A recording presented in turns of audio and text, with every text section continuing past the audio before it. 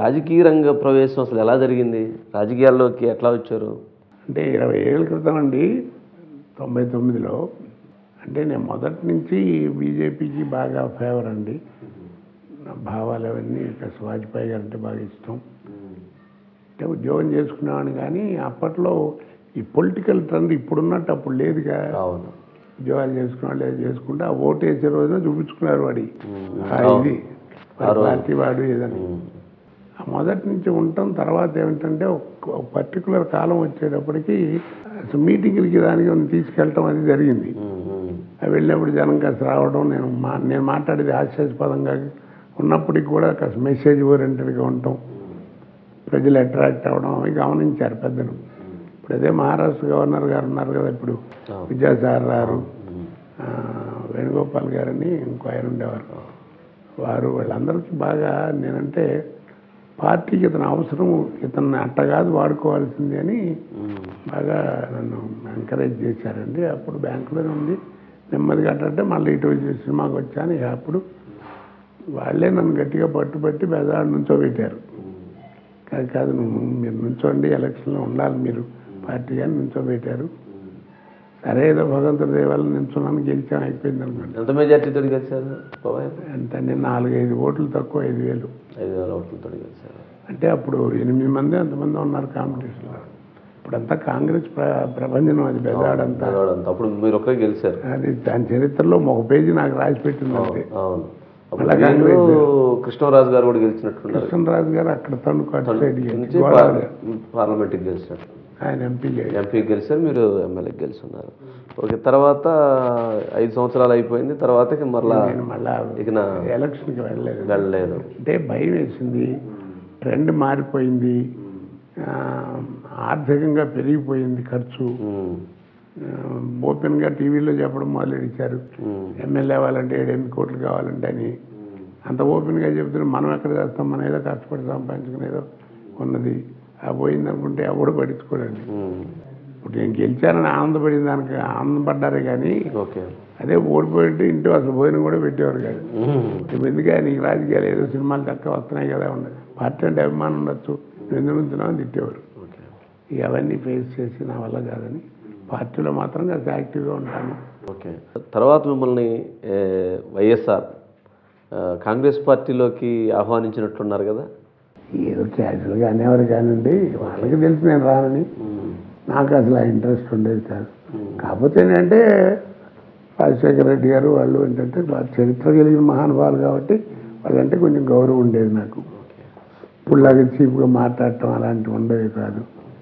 నమస్కారం అండి అంటే నమస్కారం అండి, మంచి చెట్లు ఎలా ఉన్నావు ఏంటని. ఇప్పుడు ఓవైసీ గారు వాళ్ళందరూ కూడా అప్పుడు కూడా చక్కగా మాట్లాడేవారు. నాకే అదే ఇబ్బంది ఎప్పుడు లేదండి. ఇప్పుడున్న పరిస్థితులు అసలు రాష్ట్రం చూస్తే, రాష్ట్రాల్లో ఉన్నది చెబుతున్నాను కానీ క్రిటిసైజ్ చేయట్లేదు.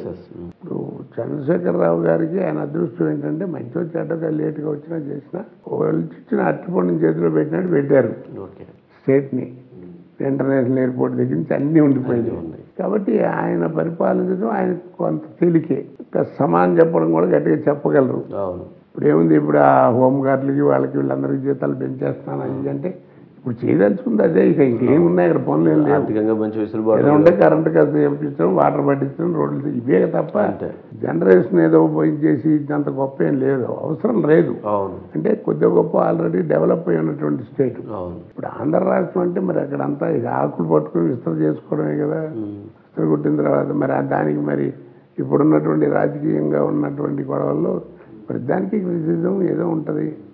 విచారం అండి, ఇప్పుడు హైదరాబాద్లో ఇప్పుడు మనకు ఉన్నటువంటి రోడ్డులాగా అలాగే మీకు బెజవాడ, అమరావతి రావాలి అంటే నేను నా ప్రకారం మినిమం 20 ఏళ్ళు పడుతుంది. ఓకే, ప్లానింగ్లో అంటే ఇప్పుడు జరుగుతున్నటువంటి ప్లానింగ్లో మీకు చంద్రబాబు నాయుడు గారు కొంచెం కాస్త అడ్వాన్స్గా ఆలోచించేటువంటి గొప్ప మా రాజకీయ నాయకుడు, ఇక గుడ్ అడ్మినిస్ట్రేటర్. అప్పుడు సరిగ్గా ఇక ఆయన చేతిలో ఉండటమే మంచిదండి. లేకపోతే ఇక అంతకంటే ఎవరు చేయగలిగింది ఏం లేదు. ఆయన తప్ప ఇంకెవరు చేయగలరు? మరి వైఎస్ఆర్ కుమారుడు జగన్మోహన్ రెడ్డి పాదయాత్ర ఏమండి మొదలెడితే 190 గొడవలు ఉంటాయి. ఇప్పుడు ఏవో చెప్తాడు ఆయన కారణాలు, మనం ఏం మాట్లాడాలి. అసెంబ్లీకి వెళ్ళకుండా ఉండటం అనేది చాలా మిస్టేక్ కదా. అదొకటినండి. తర్వాత నేను ఇవాళ రేపు రాజకీయాల్లో ఒకటి కొత్తది కాదండి, అందరూ పాటించేది గట్టిగా పాటించాలని నా ఉద్దేశం. ఒక పార్టీలో ఉండి గెలిచి అయిపోయిన తర్వాత టక్కన పార్టీ మారిపోతారు కొంతమంది. వాట్ రైట్ ఏ ఘాట్ అని. నిన్ను ఎన్నుకుంది ఎవరు? ప్రజలు. వాళ్ళకి నువ్వు సమానం చెప్పు, వాళ్ళని అడుగు, వాళ్ళు మారమంటే మారు, లేకపోతే రిజైన్ చేయి, ఎవరు నుంచుంటారు. అంతేగాని పార్టీ మారేసి వెళ్ళేసి అక్కడన్నీ మళ్ళీ అనుభవించడం అనేది తప్పేంటి అంటే ఆన్సర్ లేదండి. చరిత్ర ఎప్పుడు కొత్తది వస్తున్నప్పుడు పాతది కొట్టుకుపోతుంది తప్ప నీకు ఎదురుకుండా కనపడదు. ఇవన్నీ మోరల్ నీ పర్సనల్గా అర్థం చేసుకోవాలి. ఒక లీడర్కి ఏమవుతుందంటే రావాల్సినటువంటి పక్కా పేరును రావట్లేదు. ఏదో 2 నెలలు ఉంటారు, వెళ్ళిపోతుంటారు. అంటే ఇప్పుడు గతంలో చూసినట్లయితే పాదయాత్రలు వైఎస్ రాజశేఖర రెడ్డి చేసినప్పుడు మంచి ప్రచారం వచ్చింది. తర్వాత చంద్రబాబు నాయుడు చేసినప్పుడు ప్రచారం వచ్చిందంటే ఆయన ప్రజల్లో అంటే కూడా ఆ రిధమ్ కనిపించింది. కానీ ఇప్పుడు కొంచెము అంటే ఏదైనా కానీ జరిగే కొంది కొత్త కార్యక్రమం అయితే ఇంకొంచెం డిఫరెంట్గా ఉండేదేమో. అంటే కొన్ని వ్యక్తుల మీద కూడా కొంత ఆధారపడి ఉంటుంది. ఇప్పుడు రాజశేఖర రెడ్డి గారికి ఉన్నటువంటి చరిష్మా, ఆయనకున్నటువంటి వ్యక్తిత్వం ఉన్నటువంటిది వారి అబ్బాయిలకు కానీ నాకు కానీ ఎవరికైనా ఇంకోటికి ఎట్లా ఉంటుంది. ఆయన చేయడానికి పర్సనాలిటీ, ఆయన చరిత్ర వేరు, ఆయన పొలిటికల్ ఇది వేరు. అట్లా అని చెప్పి ఆయన చేశాడు కదా, మనం చేస్తే రావద్దు. ఏంటి మీకు ఒక సన్నిహితుడు అనుకుంటా పవన్ కళ్యాణ్ జనసేన అంటే తప్పండి. ఏడు నేను చేస్తే తప్పేంటి అంటే ఆన్సర్ లేదు. మనకి ఎందుకు చెప్పండి. నేనే వెనక్కి వచ్చాను, నేను ఊరికే పిచ్చోనే రాలేదు కదా. సినిమా వాడికి మన వాతావరణం పట్టదండి. ఇప్పుడు ఆ రజనీకాంత్ గారు ఉన్నాడు, నేను వస్తానని చెప్పడు, వెళ్తున్నానని చెప్పడు, ఏదో చెప్తానంటాడు. ఆయన ఎందుకు చెప్పాలి? నేను శుభ్రంగా ఓ పార్టీ పెట్టచ్చు కదా. నేను చెప్పేది అదే, పెద్దవాళ్ళే అలా ఆలోచిస్తున్నప్పుడు మనం ఎందుకు? కుర్రాడైనా వాళ్ళ అన్నగారికి జరిగిన దాన్ని బట్టి అయినా అర్థం చేసుకోవాలి కదా. అంటే చేయిస్తే ఏమిటంటే ఆన్సర్ లేదు, చేయకూడదని ఎక్కడ ఉంటుంది. వ్యక్తిగతంగా ఎవరైనా చేసుకోవచ్చు. అంటే ఎట్లా ఉండొచ్చు అంటారు ఇప్పుడున్న సినారియోలో? చంద్రబాబు నాయుడు, జగన్మోహన్ రెడ్డి, పవన్ కళ్యాణ్, భారతీయ జనతా పార్టీ. అంటే ఒక్కటి మాత్రం నేను చెప్తానండి, ఏదో గర్వంగా చెప్తున్నా అనుకుంటే నేను ఏదో హెచ్చుగా మారుతానండి కాదండి. ఎవరు ఏమన్నా బీజేపీకి ఉన్నటువంటి దాని వాల్యూ దానికి ఉందండి. పదవిలో ఉన్నా లేకపోయినా, పరిపాలిస్తున్నా పరిపాలించకపోయినా దానికి ఒక గౌరవం, దానికి ఒక పద్ధతి ఉంది. కాకపోతే ఏంటంటే మన ఆంధ్ర రాష్ట్రంలో మన దౌర్భాగ్యం 2 రాష్ట్రాల్లోనూ ఇప్పుడు ఆ పార్టీకి అంత పోతం బట్టి చేసేటువంటి లీడర్లు లేరు. ఆంధ్రప్రదేశ్ రాష్ట్రం విషయంలోకి వస్తే విభజన చట్టంలో ఉన్నటువంటి హామీల విషయంలో కొన్ని చేయగలుగుతున్నారు, ఇంకా కావాల్సిన చేయట్లేదు అనేటువంటి భావన కొంత వ్యక్తం అవుతూ ఉంది. ఎందుకంటారు? ఎందుకంటే అసలు అక్కడ చరిత్ర చేయడానికి ఏం లేదండి. అది చేస్తాం ఇది చేస్తాం అని చెప్పడమే తప్ప ఇప్పుడు ప్రతి అసలు ఏం చేయాలంటే ఏం చేస్తారు చెప్పండి. అమరావతి పెట్టకూడదు, ఎక్కడ పెట్టాలి పోనీ చెప్పండి. అమరావతి ఎందుకు పెడుతున్నారు అనేవాడు తప్ప ఇదిగో బలం చోట పెట్టచ్చు కదా అని అనలేదుగా, చెప్పాలిగా. ఇంటి భారతీయ జనతా పార్టీ ఎలా ఉండబోతుంది ఇక్కడ తెలంగాణలో? ఏముందండి, దాని పొజిషన్ దాన్ని సేఫ్ అండి, సేఫ్గా ఉంటుంది. ఏదైనా వస్తే తెలంగాణలో కూడా కొన్ని సీట్లు వస్తాయి. గవర్నమెంట్ ఫామ్ చేయడంలో కొంచెం కష్టమేనండి ఆంధ్రాను తెలంగాణలో. సోమవీర్రాజు లాంటి వాళ్ళు ఫామ్ చేసేస్తాం, ఇండివిజువల్గా వచ్చేస్తాం, మాకు చాలా బలం ఉందని చెప్పి. అట్లేండి, ఇప్పుడు పార్టీలో లీడర్లుగా ఉన్న వాళ్ళు వెరీ కాన్ఫిడెన్స్ ఉంటుంది. జగన్మోహన్ రెడ్డి గారు అన్నారు నేను నెక్స్ట్ ముఖ్యమంత్రి నేనే అంటాడు. ఇప్పుడు అలాగే పవన్ కళ్యాణ్ అంటాడు నేను రాజకీయాల్లో మీరు రావాలే కానీ నేను అడుగుతాను. సినిమా ఫీల్డ్లో మీరు 38 సంవత్సరాల 38 సంవత్సరాలు పక్కాగా ఉందండి. 38 సంవత్సరాలు ఫీల్డ్లో ఉన్నప్పుడు మీకు ఇష్టమైనటువంటి పాత్ర అంటే నేను గొప్పగా చెప్తున్నాను అనుకుంటూ ఉంటే ప్రజలకి నచ్చినవన్నీ నాకు గొప్ప పాత్రలే అండి. ఇప్పుడు అవన్నీ గొప్ప గొప్ప క్యారెక్టర్లు, సంబంధం లేదు, గెటప్లు వేసుకున్నటువంటి క్యారెక్టర్లే మామూలు బోర్డులు ఉన్నాయి. ఇప్పుడు ఒక్కొక్కటి ఒక్కొక్కదానికి ఒక్కొక్క చరిత్ర ఉంది. ఆ సినిమాలు గ్రాండ్ సక్సెస్, ఆ సక్సెస్కి నా క్యారెక్టర్లు కూడా ఒక పిల్లర్ లాంటిది ఈ ఒక్కొక్క సినిమాలో. అంతే కదా, అంతే కదా. ఆ శత్రువు ఉంది, గణేష్ ఉంది, రక్షణ ఉంది, గాయం ఉంది. ఈ సినిమాలన్నీ ఏమిటి, ఆ మౌన పోరాటం, ఇవన్నీ ప్రతిఘటన, ఒక్కొక్కటి ఒక్కొక్క ఇదండి. అదొకటి సినిమా కోడిని ఎలాడగట్టే, అది అహనా పెళ్ళి అంట. అహనా పెళ్ళి అంట. అది ఆ సినిమా 89లో వచ్చిందండి.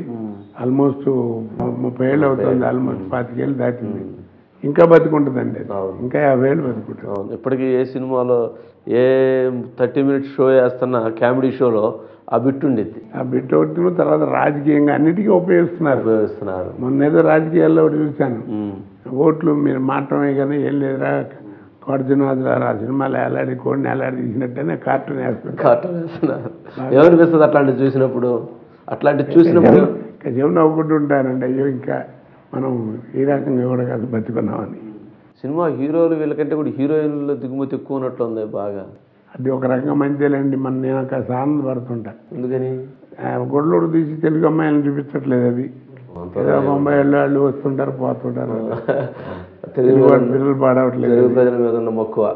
సినిమా పాడకపోయినా బయట పాడవుతున్నారు. ఇప్పుడు టీవీలో చూస్తున్నాం కదా, ఎన్ని దరిద్రాలని చూస్తుంటే. సినీ పరిశ్రమలో కూడా ఇటీవల కాలంలో వివాదాలు అంటే ఇవి కూడా ఎక్కువ పెరుగుతుంది. వివాదాలు, కుటుంబ వివాదాలు, ఈ ఘర్షణలు ఆ ఘర్షణలు అవన్నీ మనం అనుకుంటున్నాం సార్, వ్యక్తిగతంగా ఏదో ఉంటాయి వాళ్ళకి. ఓకే, ఇప్పుడు ఆ రోజుల్లో కూడా కొంతమంది ఒక 5% 6% పాడైపోయిన వాళ్ళు ఉన్నారు. కాకపోతే అంటే ఇంత బరిదిగి క్యారెక్టర్లుగా మనుషులు కాదు వాళ్ళు. ఇప్పుడు ఇదే కొత్తగా ఈ ఛానల్స్ ఇవన్నీ సొసైటీ అంతా మారిపోయేటప్పటికి ప్రతిదీ ఓపెన్ అయిపోతుంది. నేను టీవీ ఇంటర్వ్యూ ఇవ్వాలంటే నాకు భయం పుడుతుంటుంది. ఇంట్లో వాళ్ళు కూడా చెబుతుంటారు, ఎందుకండి అవన్నీ మనకి అని కూడా అంటుంటారు. సరే ఏదో వాగాలి కదా, కాసేపు ఖాళీగా ఉన్నా వచ్చి అడిగారు కదా, పెద్దవాళ్ళు అడిగినప్పుడు ఏదో మాట్లాడాలని రావడం తప్ప టీవీ ప్రోగ్రాం అంటే భయం వేస్తుంది. మన వాళ్ళని ఏమన్నా రాజకీయం పాలిటిక్స్ లో కానీ లేదా? చిన్నపిల్లలండి, వాళ్ళు చదువుకుంటున్నారు. 13 years. పెద్దవాడు 10th వచ్చాడు. ఓకే, చిన్నవాడు 6th.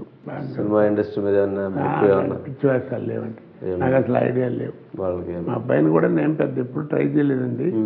వాడేదో కొంతకాలం అయ్యేటప్పటికి నాన్నగారు నేను చేద్దాం అనుకుంటున్నా అంటే ఒకటే చెప్పాను, హీరో మాత్రం వద్దురా అబ్బాయి, ఏదైనా ఉంటే క్యారెక్టరిస్ట్గా విలన్గా ఏదైనా చేసుకో. ఎందుకని అన్నారు? హీరో అంటే రెస్పాన్సిబిలిటీ కదండి, మొత్తం ఆయన ఎత్తున పడద్ది. విలన్ అనుకోండి సక్సెస్ అయితే 4 సినిమాలు వస్తాయి, లేదా మనకు పోతే ఎవడు పట్టించుకోడు. ఆర్థికంగా కానీ ఈ రకంగా దెబ్బతినవు, కెరీర్ పాడవద్దు, మానసికంగా సుఖంగా ఉంటాం. అసలు ఫస్ట్ పాయింట్. పైగానేమో ఇప్పుడేమో ఎంతోమంది పిల్లల్ని దింపుతున్నారు, మనం కూడా ఒకటి అంటే ఎలా. అందుకని వద్దని చెప్పేవాడిని. చివరిలో ఏదో చేశాడు, 2-3 సినిమాలు బాగానే చేశాడండి. ఏదైనా జీవితం సార్, నాతో పాటు పనిచేసినారు మొన్న ఈ మధ్యన వచ్చి, జీవితం అంటే చాలా టెన్షన్గా ఉందన్నాడు. ఓ పక్క నుంచి జీవితం అంటూ మళ్ళీ టెన్షన్ ఏమిటాయా అన్నాను. అదేంటన్నాడు, దాంట్లో ఉంది కదా అర్థం కూడా అన్నాను. జీవితంలోనే అర్థం కూడా ఉంది జీవితం అంటే. ఏంటి అన్నాడు, ఒకసారి రాయన్నాను. రాశాడు జీవితం అని. చివరికి ఏముందిరా అన్న, 0 ఉంది అన్నాడు. అదే జీవితం పిచ్చుకున్నాడు. చివరికి 0 ఏమి లేదు, చేతులు దాడించి వెళ్ళిపోవడమే. పూర్తిగా మార్పు ఒక 10-15 సంవత్సరాల నుంచి ఆ కల్చర్లో విపరీతమైన మార్పు వస్తూ ఉంది. అవునండి, అంతకుముందు అంత లేదండి. మరి లేదు. 10 సంవత్సరాల నుంచి మరీ అసలు అది ఒక ట్రెండ్. కల్చర్ని ఇది కొత్తగా అన్వయించుకొని పాశ్చాత్య సంస్కృతికి ఇదే కల్చర్, ఇదే ఇట్లా ఉండాలి అనేటువంటి భావనని తీసుకొస్తూ ఉన్నారు. అది కొంచెం ఆశ్చర్యం. దేశం ముందుకెళ్ళిపోతుంది, అభ్యుదయవాదాలు అని అన్నీ మాట్లాడుతూ పబ్ సిస్టమ్ అని ఒకటి పెట్టారు. మరి ఇంకా అసలు పబ్ ఎందుకండి? ఓ పక్క నుంచి బ్రాండీ షాప్లో పెట్టి, బార్లు పెడితే ఇంకా పబ్బులు ఏమిటి? ఫోన్ పెట్టిన దాన్ని నువ్వేమైనా సవ్యంగా చేస్తున్నావా? రాత్రి 12 1 గంటలకు చూస్తే ఆ రోడ్ల మీద ఎంత గోల చేస్తుంటారు. అది ఆడవాళ్ళకి ప్రవేశం ఏంటండి? అంటే మొన్న 1వ తారీఖున 31st నైట్ రైడింగ్ పట్టుకుంటే మగవాళ్ళు సగం మంది ఉంటే యువత ఆడవాళ్ళు కూడా సగం మంది ఉన్నారు. వాళ్ళందరూ ఏంటంటే ఇప్పుడు బెంగళూరు, మైసూరు అటు పక్క నుంచి ఉన్నటువంటి నేటివ్ వాళ్ళు ఇక్కడ ఉద్యోగాలు చేయడం, ఏం చెకప్ లేదు, ఎవరు ఏంటి ఈ టైం అయింది, ఎక్కడికి వెళ్తున్నాయని అడిగేది లేదు. వాళ్ళు ఎవరో వస్తుంటారు పోతుంది. దాంతో ఏమైందంటే మనిషికి వ్యక్తిగతంగా ఒక ఫ్రీడమ్ వస్తుంది, మంచి చెడ్డలు ఆలోచించుకునేది ఉండదు. అలాగా పాడైపోయి ఏం రకరకాలండి. ఇప్పుడు ప్రజెంట్ మోదీ తీసుకొస్తున్నటువంటి సంస్కరణలో ఎలా ఉన్నాయండి. ఏమండి, ఏదైనా పెట్టిన కొత్తలో బాధపడటం అనేది తప్పదు. ఏదైనా ఇంకో 4-5 సంవత్సరాలు, అదే నేను చెప్తున్నాను కదా ఇందాక అన్నట్టు, ఒక్క టర్మ్ కూడా ఆయన ఉంటే, వచ్చే టర్మ్ కూడా ఆయన ప్రైమ్ మినిస్టర్గా ఉంటే ఒక దారిని పడుతుంది. అక్కడ కేంద్రంలో నరేంద్ర మోదీ ఉండాలంటారు. అటు చంద్రబాబు నాయుడు గారు ఉన్నారు కదా. Okay sir, thank you so much. ప్రజల జీవన విధానం విషయంలో కానీ, వస్తున్నటువంటి సినీ పరిశ్రమలో వస్తున్నటువంటి మార్పులు, రాజకీయాల్లో ఉండాల్సినటువంటి పద్ధతులు, తల్లిదండ్రులు పిల్లలకి నేర్పాల్సినటువంటి సంస్కృతి సాంప్రదాయాల విషయంలో పద్మశ్రీ అవార్డు గ్రహీత కోటా శ్రీనివాసరావు గారు చక్కటి మెసేజ్ని ద లీడర్ విత్ వంశీ కార్యక్రమంలో ఇవ్వటం జరిగింది. ప్రజలందరూ విజ్ఞానాన్ని పెంచుకుంటే జ్ఞానాన్ని వదిలేయకూడదు, విజ్ఞానంతో ఉండాలి అనే చక్కటి మెసేజ్ని ఇచ్చారు. భవిష్యత్తులో తల్లిదండ్రులు పిల్లల విషయంలో పాటించాల్సినటువంటి చక్కటి విషయాల్ని అందజేశారు. Thank you sir, thank you so much. Me channel ద్వారా నా అభిప్రాయాలు కూడా కాస్త ప్రజలకి చెప్పుకోగలిగినందుకు చాలా సంతోషంగా ఉంది. అవకాశం కలిగించినందుకు మీ ఛానల్ వారికి మహాన్యూస్ గారికి ధన్యవాదాలు.